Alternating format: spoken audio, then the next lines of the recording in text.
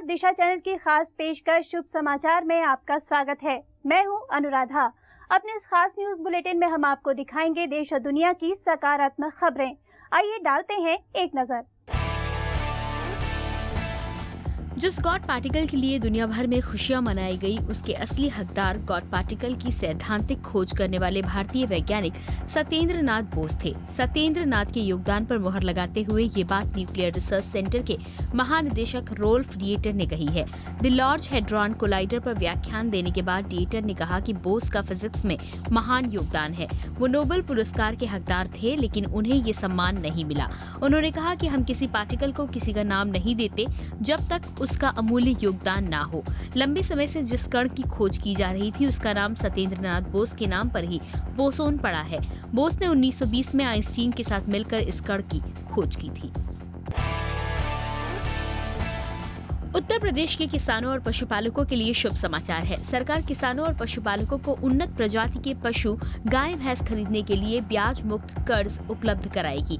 इसकी घोषणा मुख्यमंत्री अखिलेश यादव ने की। उन्होंने लखनऊ सुल्तानपुर रोड पर राजकीय पशुधन प्रक्षेत्र चक गजरिया फार्म की सबसे बड़ी डेयरी का शिलान्यास किया। इसकी क्षमता प्रतिदिन 5000 लीटर दुग्ध प्रसंस्करण की होगी। अखिलेश ने कहा कि उत्तर प्रदेश दुग्ध उत्पादन में देश में अग्रणी है, लेकिन सरकारी विभाग इसमें पीछे है। इस दौरान उन्होंने दुग्ध संघों के कर्मचारियों के वेतन और पेंशन भुगतान की समस्याओं पर विचार करने का आश्वासन दिया।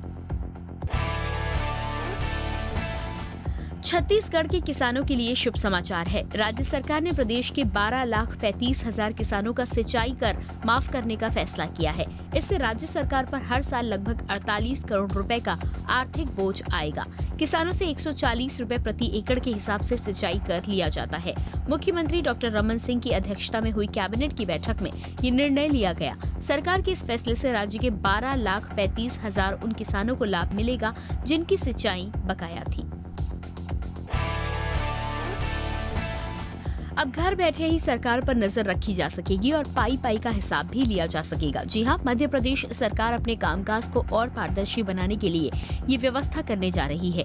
एक वेबसाइट पर ये सारी जानकारियां उपलब्ध होंगी कि सरकार कब क्या कर रही है, या सरकार ने उक्त सड़क को बनाने के लिए किसको कितने का ठेका दिया है, या सरकार ने कितने की दवा कहां से खरीदी है।